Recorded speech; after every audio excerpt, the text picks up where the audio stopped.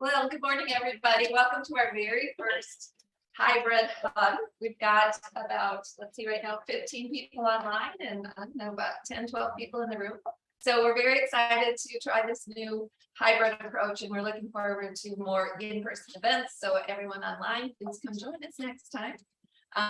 We are going to be recording the meeting, and I'm going to be sending out the slide deck and the recording after the event.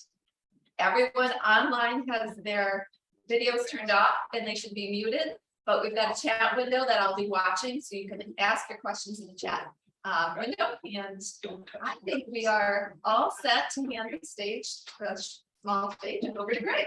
Welcome, Greg. Thank you, Mary. Well, good morning. I'm Greg Linnemanstons, president of Weidert Group, and I'm really excited about the opportunity to talk about recruitment marketing. It's something that has gotten a lot more attention since the labor market has turned the way it has, and we're all obviously faced with the challenge of finding enough help to do the job that we want to do. I'm going to be joined, introducing me. I already said that. Been president for going on 21 years. I'm joined by Keith Voss, who is a strategist here at Weidert Group. He's been with us about coming up on 2 years. 2 years. With a rich marketing background. Most notably, he has experience in healthcare recruitment marketing. So very happy that he's joining us as one of our experts, both marketing expert, recruitment marketing, and HubSpot. And also Kelly Wilhelme is going to be joining us. She's our marketing manager. She's been with us about 8 years, and she is central to our recruitment marketing. And so the two of them are going to be handling the tough content. I got the easy stuff. I'm the setup man. What we're going to talk about today, first, the current state of employment and recruitment. And I'm not going to belabor it. I want to leave everybody with some data points. So they, if you get into a debate with anybody back in your home office and you have to rely on facts, here's a few facts that should scare people just a little bit about the war for talent. Going to talk very briefly about some simple points of friction, the blocking and tackling of recruitment, that you first want to make sure those things are right. And then I'm going to turn it over to Keith and Kelly. They're going to dive into what should your recruitment marketing playbook look in the future. Really, what do you need to do with the approach and some of the tools. We will be diving into some of the HubSpot tools and the marketing strategies that we think are important. All right, the current state. That's an interesting chart. If you look on the left, and I apologize, I'm going to go up and help. There's a little yellow line right here. And that's job openings. And job openings were pretty steady. The blue line, unemployed but seeking work. Well, that spiked in March, April, May of 20, when everybody shut down, sent people home. Unemployment spiked dramatically, and job openings dipped. Now, what happened is, as the economy started to pick up, job openings increased. Unemployed but seeking work went down dramatically. Today, the gap between those two, and this is a deficit, there's more than 5 million more openings than there are people seeking work. And that's a very desperate situation if you're an employer. It means that you have good job opportunities and not enough people to fill them. I include this chart. This is a really interesting chart, and I'm including this because there were editorial slants last year that really got my attention. And the editorial observations were in 21 that we hit a record percent of resignations per people employed. And this is measured, that's percent of the total workforce on the left-hand axis there. Percent of the total workforce that voluntarily resign on a monthly basis. And the headlines last year were that we've hit a record level of resignations. The sky is falling, the world's ending, we're in trouble as employers. And the reality of the situation is it's been growing every year. So 21 was a record. But you could have said the same thing in 19 before the pandemic, or 18 or 17. It's been growing every year. Two things are causing it to grow. Strong economy. When there's a strong economy, people are confident about their job opportunities. And so they're willing to voluntarily resign and take another job. And each year it's been getting more and more confidence. And that's because the previous slide showed a very tight job market already before the pandemic. It was very tight. There were not enough people to fill all the positions. The other thing that continues to contribute to growing voluntary resignations is baby boomer retirements. There are 77 million baby boomers, and more than half of them are still working. And about 4 million every year are retiring, and that adds to voluntary resignations. It's the biggest cohort in our history. And I'm one of them, are going to be heading for the doors at some point. And the big question today, the big question coming out of the pandemic is, as employers, how can we convince baby boomers to stay on the job in some form or fashion? Because they're needed. There's not enough behind them to fill the roles. And so there's going to have to be accommodation around baby boomers. So the facts on the talent market, post-pandemic, regardless of the economic headwinds that we're facing, if you pick up the Wall Street Journal today, they will tell you there's uncertainty about the future of the economy, but the job market is incredibly strong, incredibly strong. News out last week, last Thursday or Friday came out, our economy created somewhere in the neighborhood of 380,000 new jobs in June, in 1 month. That's just, it's unheard of how strong it continues to be. Boomers are going to continue retiring. Now, here's one. This is definitely a factor of the pandemic. Is 44% of workers today are job seekers. That is a relative all-time high. That so many people consider themselves willing to look and listen. Very high number. 64% reluctant to return to work, and it's not surprising because number one, they continue to be afraid of COVID. New news on COVID, variants coming out every day. So that's one factor. The other factor is that we've proven to ourselves that we can work remotely. And there are more and more business leaders saying, yeah, we can figure this out. We can do it. Cat's out of the bag. We're going to do it. We're going to have some form of remote. Yeah, virtual workers. And it's not just within a locale or a region. It's not even in one country. It's global. That people see that they can work for anybody they want to work for. If they're qualified, they can entertain that opportunity and go for it. And employers are understanding that too. And the biggest thing for anybody who works for a manufacturer is that's the biggest crisis in US is that we're going to have over 2 million unfilled manufacturing positions. I talked to somebody a month ago about that. And their answer was it's going to absolutely drive robotics and automation, that the ROI is improving because you can't get it done any other way than employing robots and other forms of automation. So what do workers want? Well, we just talked about remote. They want flexibility. You know, if it's a talent seller's market, then they're going to have demands, and the first demand is on flexibility. The childcare situation in the U.S. absolutely demands that as employers we're flexible with people, because otherwise there's a whole part of the workforce that we eliminate. And so we have to be flexible to provide caregivers the opportunity to make work for them. They want to be appreciated. Big surprise. Number one reason that people leave a job is not over money, it's over lack of appreciation. That they want to know that they're needed, wanted, and a part of the team, recognizing their contributions. They want professional development because they know the best investment they can make is in themselves. Absolutely. Number one, best investment is in yourself.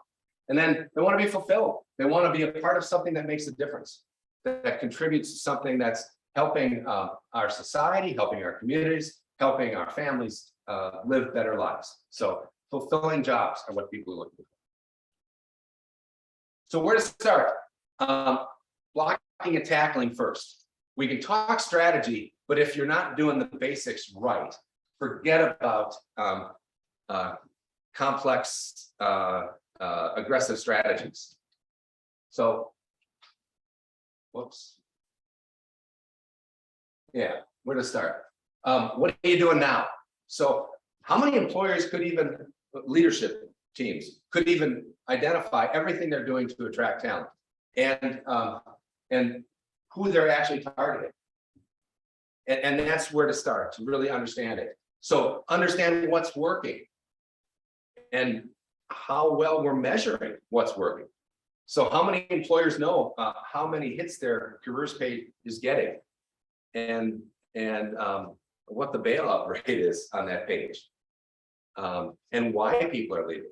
You know, are you doing any sort of heat mapping of your site to know what's working?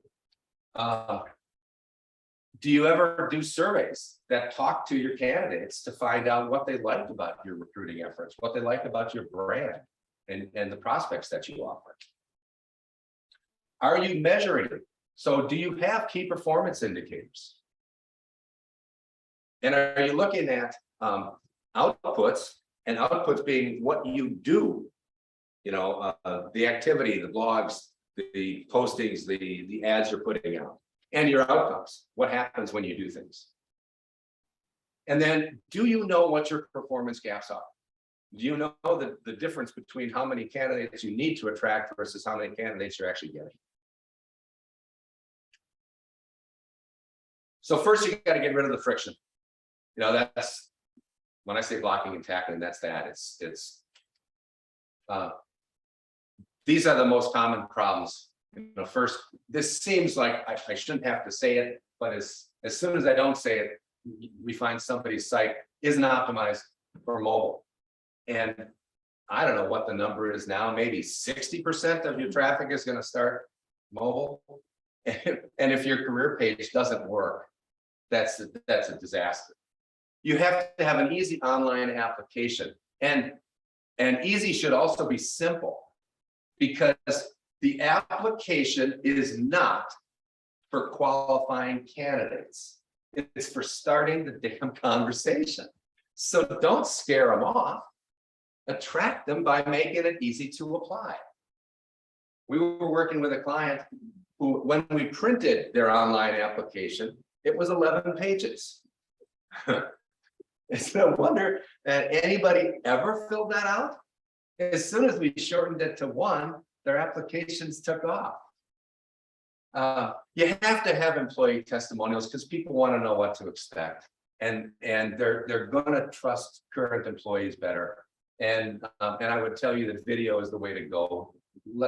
Put real humans on and let them talk. Frequently asked questions. There's probably fewer than 10 that you could answer for everybody who wants to know. So put those out there, make them easy. And then what's your company purpose? People want to know. You know, leadership thinks that's for the boardroom, that's for strategic discussions. No, people want to know if they're going to commit to an employer, what their purpose is. Now, that being said, that's not enough in today's world, because you're competing, absolutely competing. And if you don't do a better job than your competition, you won't get the applicants, you won't get people giving you serious consideration. So now I'm going to turn it over to Keith to talk about the new recruitment playbook.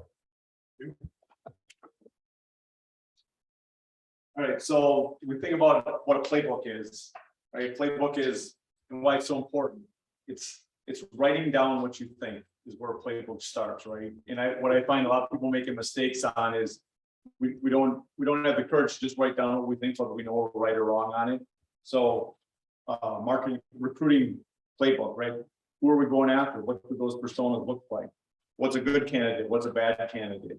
Where do they exist? How are we going to talk to them? What messaging? How are we going to talk about our company? And we do this all the time. Like, what are we going to say about our company to these job candidates? And this is really a matter of documentation. And I think one of the side benefits of doing this is that when you have a transition in your HR team, now the next person coming in is starting with some documentation of what we're doing. It's not just handed down and then we lose it. So this is really, we do this for all of our clients on the marketing side of things and marketing recruitment, but you should be doing the same thing for HR recruitment as well. All right, so thinking about the inbound recruitment methodology, for people that know inbound marketing methodology, the steps are exactly the same, right? So we're going to attract candidates. We're going to attract people to our company, to our website, to be interested in coming and working for us, learning about us, right? We're going to try to convert them. So conversion is in recruiting, a conversion is they apply, right? I mean, we get them to apply and become interested to learn more.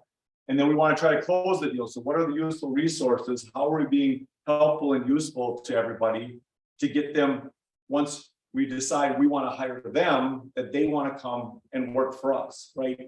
The old days of just having jobs is not enough. You actually have to sell them on why they should come. They have lots and lots of other opportunities depending on what your role is. And then delight, this one to me is just kind of goes by the wayside with most people. So now you have a happy employee.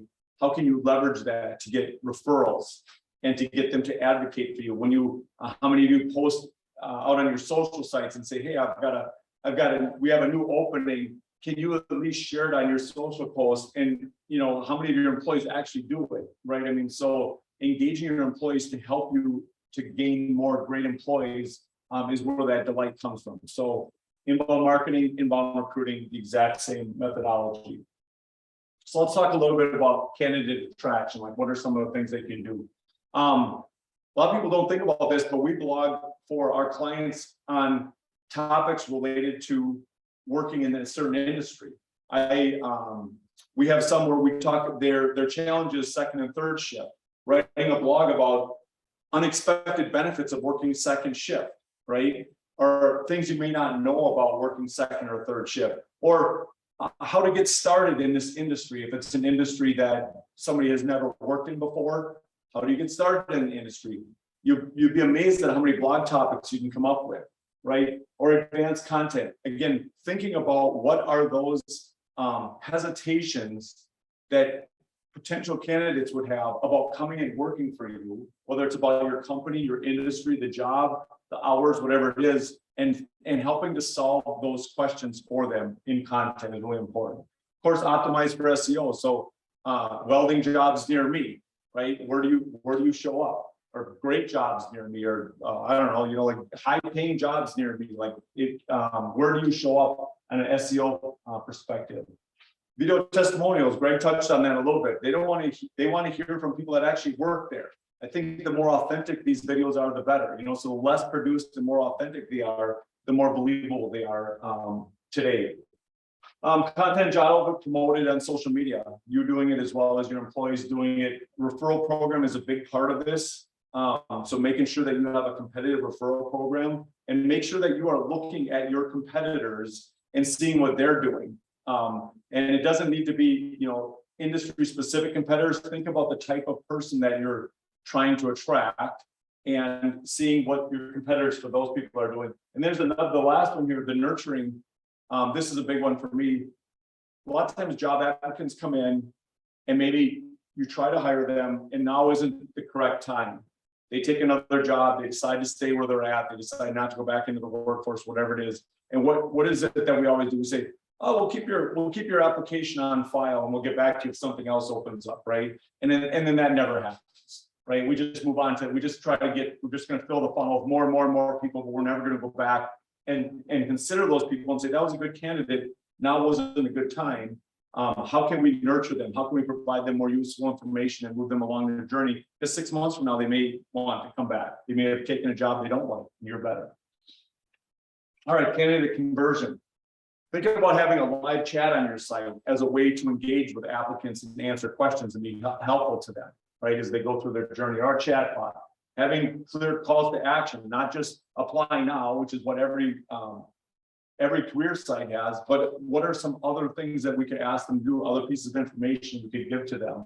Landing page and blog subscriptions. So a consolidated group of information for them to work with. Forums for content downloads gives a great opportunity to learn more about candidates. So continue to ask more questions. The more you know about them, the more you can tailor your content specific to them and talk their language, just like we would with a lead. Online application, Greg touched on this. So where I worked at before, just to give you a little bit about the industry, we were trying to fill 10,000 open positions at any given time, because in healthcare recruiting, every healthcare agency has access to all open jobs for travel nursing or local contract nursing. So at any given time, our capacity to grow as a company was how effective we were at hiring new people, right? We found really quite quickly that the online application for us there was 2 parts of it. The first part was 5 questions: first name, last name, phone number, email address, and what was your nursing specialty. That's all the 5 things I needed to know. If the person then said, okay, next, and they got into the application and abandoned the application at any point, I had everything I needed, and we're going to follow up with that person and gather all that information ourselves. So think about your online application. It has to be totally simple. I'll tell you that most companies say they think about every piece of information they need to hire a person to actually hire them, and then they put that on the application. Or you have an HRIS system that overcomplicates it and says, well, we can vacuum your resume, but then it doesn't really format really well, and it just takes way too long. So taking a look at that. Nurturing emails, internal alerts, so when something comes in, everybody's aware of it. And then this is another one, the service level agreement. So as we get applicants in, what is the agreement that we have with HR in terms of follow-up? You know, so that we're having an effective follow-up and follow through with our applicants. So the candidate and employee delight, I like this idea of doing milestone surveys along the way. These people are applying to other jobs. They have other relative points of reference for you to say, how was my process compared to somebody else's, and what can I do to improve? They don't want it to be difficult. Smart content, again, giving them tailored content to what we know about them, textual updates, and then proactive engagement. The whole idea of thinking about not just abandoning them, but working them through their stages. So then track, analyze, and report. There's a difference between job applicants and good job applicants. A lot of people don't define that. So what does a good job applicant look like? I had a goal at my previous agency, which was 200 quality applicants a month, okay? It didn't matter if we had 400 applicants, but we had to sit down and define what does a good quality applicant look like, just like you would do with a business lead. What does a good lead look like? How are we going to score that? How are we going to know that? That goes in the playbook. Establishing your KPIs and goals, and you're measuring outputs and outcomes. Again, a lot of people will say, if you measure just applicants, but never know whether you hired them or not, and whether they were still an employee 6 months from now, you don't really know if they were a good applicant or not. So putting that in play. And then just a commitment to measurement and improvement in the process. So again, the playbook, SMART goals, thinking about your employer brand. So we all know what our company brand is, but what's our employer brand? What do we stand for? We're, just putting that down on paper and defining what your employer brand is. We are targeting SEO content plans. So you have a planned out promotional plan, website optimization we talked about, conversion optimization, candidate scoring and qualifying, segmentation, nurturing, and then frictionless application interview process. That would all be in your recruitment and marketing playbook. All right. So now let's talk about how we can leverage this investment that you already have in your HubSpot to its fullest advantage. Now we're not just going to use it for getting leads, we're also going to use it to get job candidates. So we're going to talk about a few of these, and I'm going to demo a little bit. So the tools, there's SEO tools, clearly there's blog tools within it. We're going to talk about site pages a little bit, landing pages. HubDB is one I'm going to touch on just for easy posting of your jobs online, social publishing, and paid ads. So we're gonna jump in here. Before we get this, just a kind of reminder to everybody that you can have. Sorry, I was a little last year. Okay, I'm back here. This is one I was on. Sorry, I went too fast. Just thinking that you can have multiple blogs on your system, in your HubSpot. So you can have your career blog can be separate from your business blog, and there may be reasons why you want to separate that. So when someone comes to your site and they're looking for information on working for you, they're in one area. If they want information on working with you, they're in a different area. Now,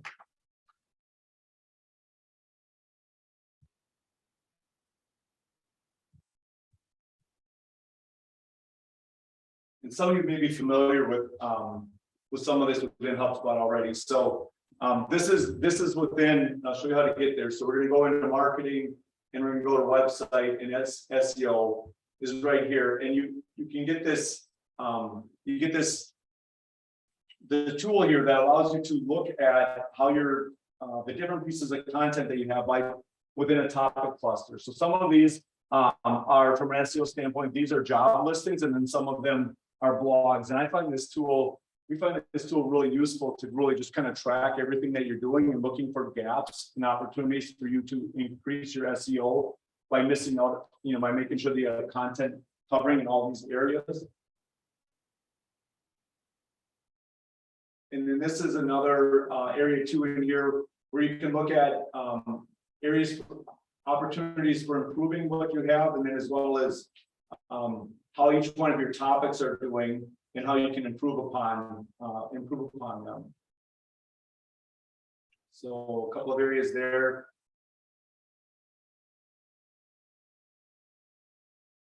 So we just talked, and then this one I wanted to talk about a little bit too, as well as the HubDB.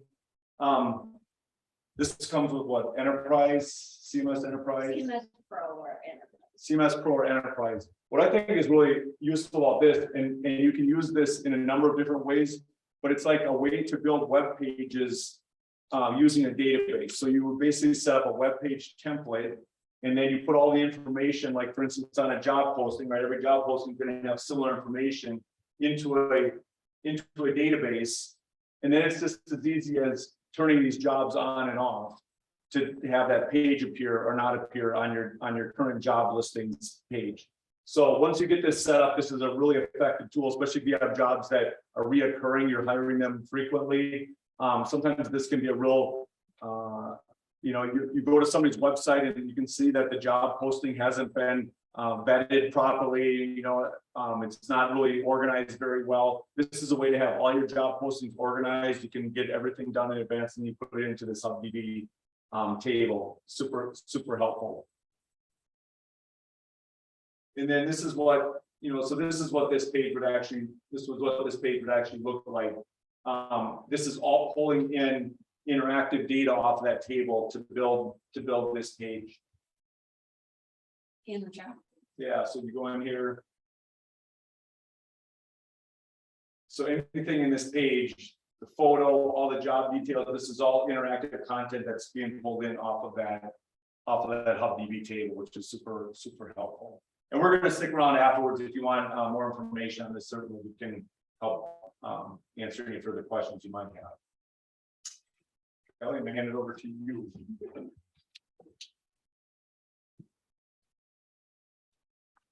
Okay, I'm going to continue our whirlwind tour of HubSpot tools that can help you with the execute playbook. And like Keith said, we're going to hang around after. We know that we're barely scraping the surface on some of these tools, and some of you probably are more familiar with some than others based on how you use them in your marketing today. So feel free to shoot us questions if you're online. Shoot Mary an email. She'll send a follow-up email, and you'll have her contact info. So yeah, feel free to reach out to us. So Keith talked about the tools to help you attract candidates. I'm going to continue on. So once you've got them on your website, what are some tools that you can use to convert them? Forms, if you're doing inbound marketing, you know what forms are, but think about how you can use them for converting candidates, and not just job applications, like Greg and Keith were touching on, but how else can you use forms? You can use subscription forms, really low barrier, just ask for their email if you have that separate careers oriented blog. And then obviously the job application, I love Keith's example of changing to like a 2-stage form so that the first barrier is really low. You're just asking for a few things. And if they abandon it on the second stage, you still got and then pop-ups. So I don't know how many people actually utilize these in HubSpot, but they're a pretty cool tool. They've I'll jump in here and just to show you.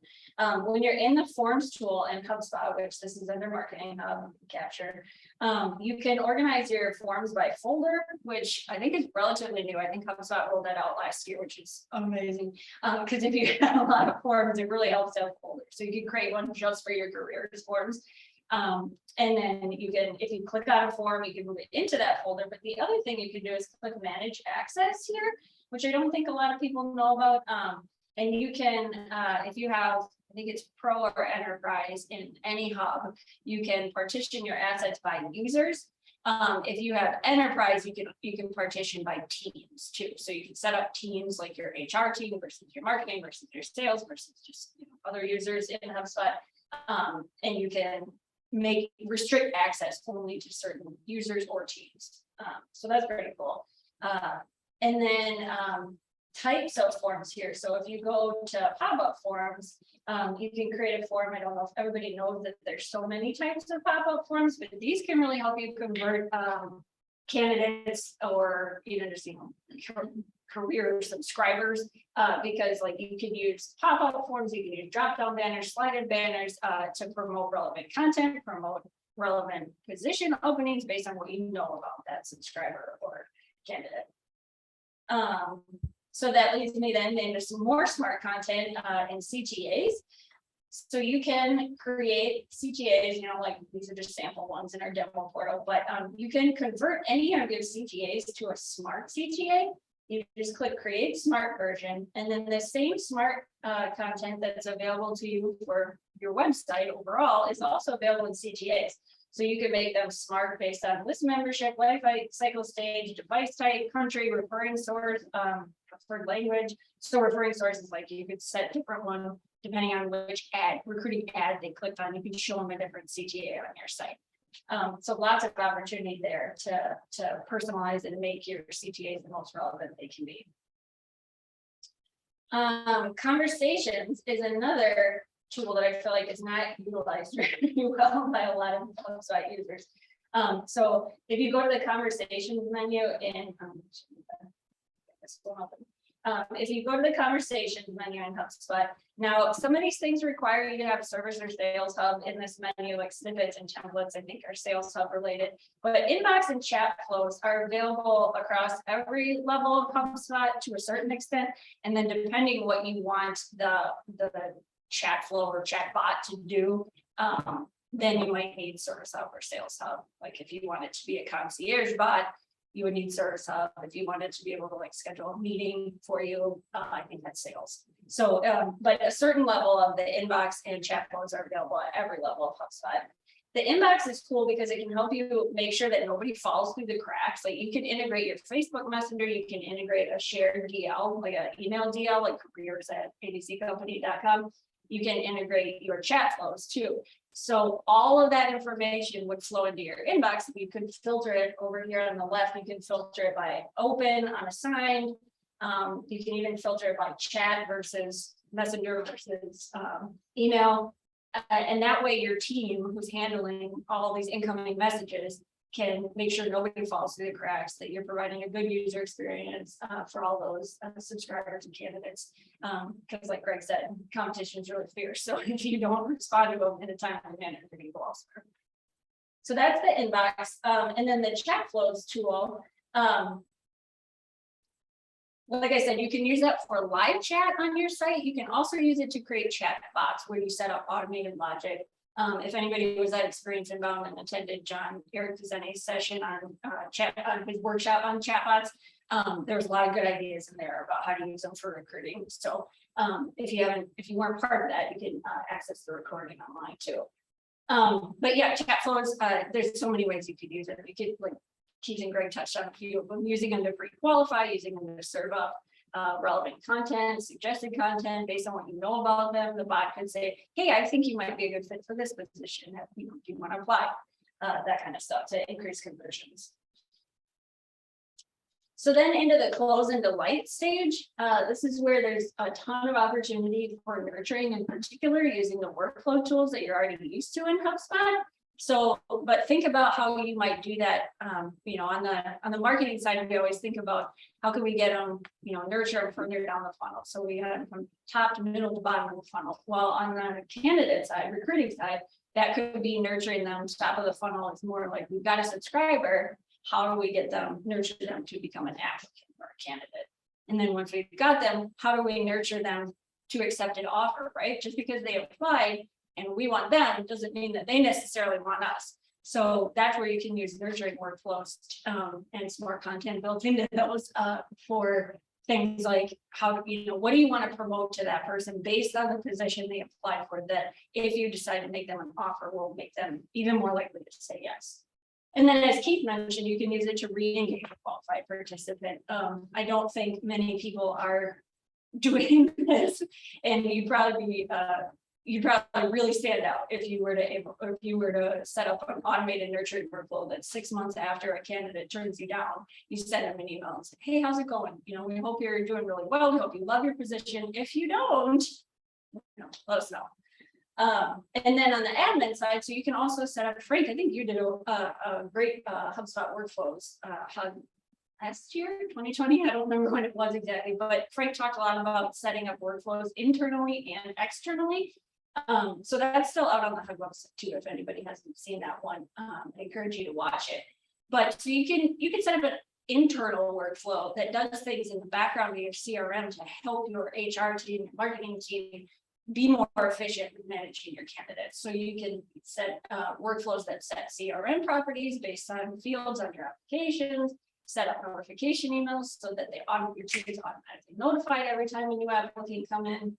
And then you can set up you can use your SLA as a guide for what workflows need to be set up, because all that should be laid out in your service level agreement between marketing and HR of what are we going to do with these candidates once we get them. So that leads me to smart content, which we've touched on in a few different areas already, but we have a link in this deck, and I should mention too, most of the images in this deck, not this one, because it's linked in the bottom, but and most of the images in this deck that are HubSpot screenshots are also linked to HubSpot knowledge base or HubSpot Academy resources to help you with that tool. So when Mary sends out the PDF after, make sure if one of those tools you want to dive deeper on, those hyperlinks are built into the deck. But so this resource here actually links to a blog article we wrote all about smart content, and we did a hug on this that I have a link for at the end of the deck too. Last year we had Kate Reed of HubSpot come and speak to us all about using smart content and personalization in your marketing, and all of those principles can also translate over to recruitment marketing. So check out that article, check out that recording if you want to dive deeper into that. But basically, think about using it in your email and your web pages in particular for your recruits, so that your emails are always relevant to the position they applied for. If they come back to your website, which they probably will if they're a smart applicant, if they get an interview, they're going to poke around your website some more. So make sure that every time they come back to your website, they're seeing things that are relevant to the position they applied for. So Greg mentioned video testimonials. Show the right testimonials if they applied to work in your plant versus in your engineering staff. Things like that is all smart content that can be embedded in your emails and all your web pages. Tickets and automation. These next two require Service Hub, but I think if you are dealing with a lot of candidates, or you have a lot of positions to fill or a higher turnover, like some of our manufacturing clients tend to have higher turnover in their plant positions, Service Hub can really help you streamline and make that process more efficient of managing all those candidates, and it can keep your teams sane. So tickets and automation, I want to show you, I set up a sample pipeline here. So every time an applicant comes in, if you have your job applications using service forms, which is the type of form you can create, Instead of having it be like a marketing lead capture form, this is just a type that you toggle in HubSpot. So you set up a service form, and then when they convert on that application, it will automatically create a ticket. And you can customize these stages by pipeline. You can set up multiple pipelines. If you've got, if you want to if the stages are different for your engineering staff versus your production staff. So you can say every time somebody applies, this ticket starts in the review application, right? That's the first step. If they're not qualified, we can drag them right over here to rejected, no offer made. And then that will automatically, you can set up automation in the background that stamps a property of not qualified. So you never nurture them. You don't want to. And then if they proceed on, you could drag them to, phone interview, in-person interview, offer presented, offer accepted, offer declined. But, and so then there's any number of things you can do based on those properties, right? In future nurturing. If we presented an offer, but they declined it, we're going to set up this workflow. If they presented an offer and they accepted it, we're going to trigger feedback surveys. All of that automation is possible with Service Hub and tickets. So pretty cool. Which brings me then, good segue, it's like I planned it, to feedback surveys.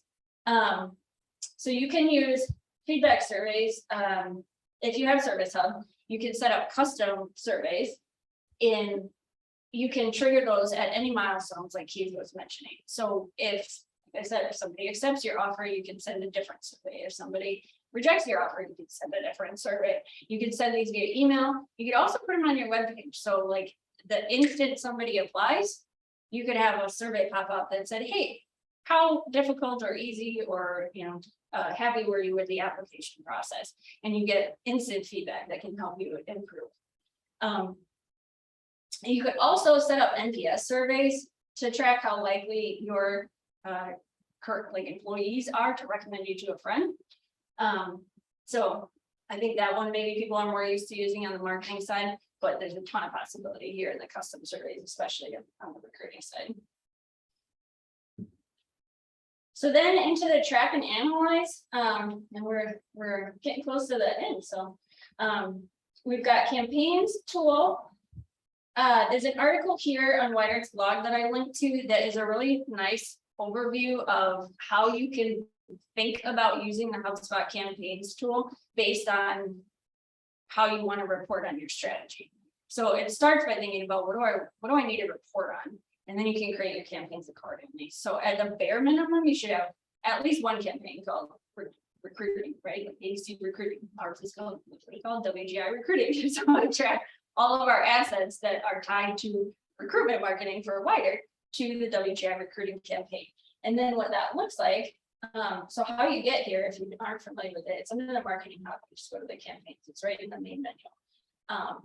And then it'll show you all of your campaigns that you set up. I want to show you actually the Hugs campaign. So we have one for Hugs, go figure. And it'll show you here an overview of how your assets are performing by the campaign overall, like how many contacts did it generate. If you have Pro, Marketing Hub Pro, it'll show you, no, it won't, sorry. You have to have enterprise for it to get revenue attribution, but Pro gives you like a contact attribution, which we'll touch on in just a second. But then if you scroll down here, you see all of your assets tied to that campaign. And if you click in there, it'll show you what they are. So blog posts, calls to actions, emails, social posts, traffic, it'll give you all that detail on one screen to see how your campaigns are performing. If you need to get more granular with your recruiting campaigns, like if you want to set up one by year, or you want to set up one for a specific, push that you're doing, I would just recommend setting up different campaigns for that. And that's where it comes into thinking about how you want to report on it, and then setting up what you need accordingly. So in the reports end of things, we actually did have a whole hug on reports, and we could do a second hug, which, spoiler alert, we're trying to get a HubSpot kind of come do our next hug on custom reports specifically, because it does require enterprise, but I think it's a highly underutilized tool that could save you a lot of time and headache if you're needing to use like Google Sheets or things that to help you analyze your marketing reports or even recruitment marketing, anything across HubSpot. The customer reports has a ton of options for you. So you can analyze by campaign, you can analyze by basically any data set you want to. Attribution reports are available in Pro Plus, Marketing Pro. It might actually be any Hub Pro or above, I think it's attribution report. So you can look at contact attribution by campaign, by asset type, by a number of different dimensions. And that's available in Pro Plus. There's this whole certification on HubSpot reporting. So if you haven't dug deep into that yet, I would recommend that anybody who's responsible for reporting across anything HubSpot related, that's a good certification. And then this last bullet here, partitioning and users by users and teams, I mentioned already. There's an article here too on our blog that we wrote last year about how you can use that. But the basic thing to know is that you can separate access and organization of your assets by users and teams within HubSpot. If you have Pro Plus, you can do it by users. If you do need enterprise to create teams and then partition by those teams. But if you are a larger organization and you're worried about, everybody having access to certain candidate information that really only HR should, that would be a good case for potentially upgrading your account to enterprise so that you have teams, because it could eliminate other technology from your tech stack that you can just keep it all in HubSpot and it's more efficient for everybody. So just know that that functionality is available, and then do explore partitioning your assets by users, because that's available if you have Pro Plus, and that can be really helpful to say like only these users have access to these properties, these web pages, these forms, these assets. Like you can do it across a lot of stuff in HubSpot. And then some resources. Like I said, I know this is a whirlwind tour, and we've touched on basically every part of the marketing process today. So we have actually an ebook that Keith helped develop last year on our website. That's a guide to inbound recruiting essentials. There's a link to that HubSpot recording from last year about the smart content and personalization that Kate Reed did for us from HubSpot. And then there's some certifications that I've listed here that I'm sure a lot of people are familiar with, like the inbound marketing certifications and some of those, but these are 3 that pertain to a lot of the stuff that we've talked about today, that if you haven't done yet and you're looking to get into executing some of this stuff that we've been talking about, those would be good ones to do as well. And that's all I have. So I think we're going to open it up for questions, and you can ask Keith, Greg, me, anybody. We've got a lot of our team here in the room that you can't see online behind the camera. So feel free to put questions in the chat or anybody in the room. Do we have any in the chat, Mary? There are no questions in the chat right now. I just asked again to see if anybody wanted to even have a comment, and it's all quiet on the virtual front. And if people want to on the online, can they unmute themselves to ask a question? Or Yes, they can unmute themselves. yeah, so if anybody online wants to ask a question, we can hear you if you unmute yourself. So feel free. Dan, I'm gonna pick on you. You got any questions? Oh, Garrett just asked, do you have a job posting we can use as an example? All of our job postings are public. So if you go out to, yeah, I mean, feel free. The format, depending what your positions look like, maybe a little bit different. But so this is our main careers page, where that HubDB table that Keith showed you is feeding into here, into this listing page. And then it's also automatically creating these landing pages based on the template our web dev team helped us create. All of these fields are feeding in from that table. So let me hop back in there so you can actually see the analogy. So all of these are fields in the table: the page title, the URL, the meta description, the name of the posting. This is the toggle to where it shows in that section on our main careers page. Is it a current opening, or is it a, hey, we're always hiring, we're always accepting applications for these, but we don't have a position open right now. And then if you change it to just blank, it won't show up, but it'll keep it in the table so you can turn it back on in the future. And then this is the short description that shows at the top of the page here, so kind of like the intro. And then that also pulls into the listing page. That's what shows on the listing page. And then we set the image that we want to use on the listing page and the banner.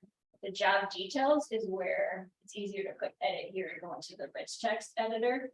And this is sort of our standard for every job posting that we have. We have the description of the job, what's the day-to-day look like, requirements for the applicant, and then also requirements in terms of attitude and personality that we're looking for in that position.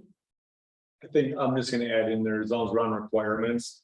I read a stat once and I'd just be really careful about what you define as a requirement, because once people see 2 bullet points they don't qualify for, they will disqualify themselves. So make sure that what you have on there is truly a requirement. And I would lean towards let's put enough to start a conversation. And, of course, if it's an age requirement or, no felonies or something like that, those are requirements. But if it's years of experience and you say, well, the 5+ years of experience, people will take that very literally and they'll say, well, if it's 4 years, they're not going to call me back anyway. And why wouldn't you want to start a discussion? Again, maybe it's not the right time to hire them right now, but in a year, maybe it is, or just talk to them. Maybe they have 4 years of awesome experience that makes up for somebody else. So be real careful on requirements and not putting too stringent in there. And then I think the other thing is make sure that your job description is written in a way to sell the person on why they want to come work for you, and not just a dump of everything that job is about. Right. And so having somebody from a marketing perspective or sales perspective write that, so it's talking specifically to that person and why they'd want to come work for you, is going to be really important. Yeah, and we actually have persona documents that we've created for almost all of our positions that are on the website. So our leadership team and our HR leadership put together based on, our playbook, like we were trying to reach. They actually expanded that. We have a persona document for each position that goes even deeper than what the public facing version is. So all of this information is in those documents, but then there's even more about where did these types of people where that are for this position specifically, what social sites are they on, how are they looking for jobs, what directory sites are they looking at, what keywords are they need to be using. So all that's in our persona documents. We have that for every position, which is really helpful on the marketing side.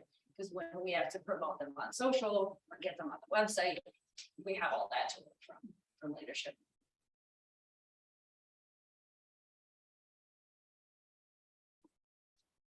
Anything else?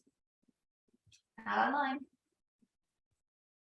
All right, well, if anybody thinks of anything, Mary will send, like I said, Mary will send a follow-up email with the recording of the Zoom and the PDF of the slide deck, which again links to a lot of resources. So check that out if you're looking to dive deeper into anything specific that we covered.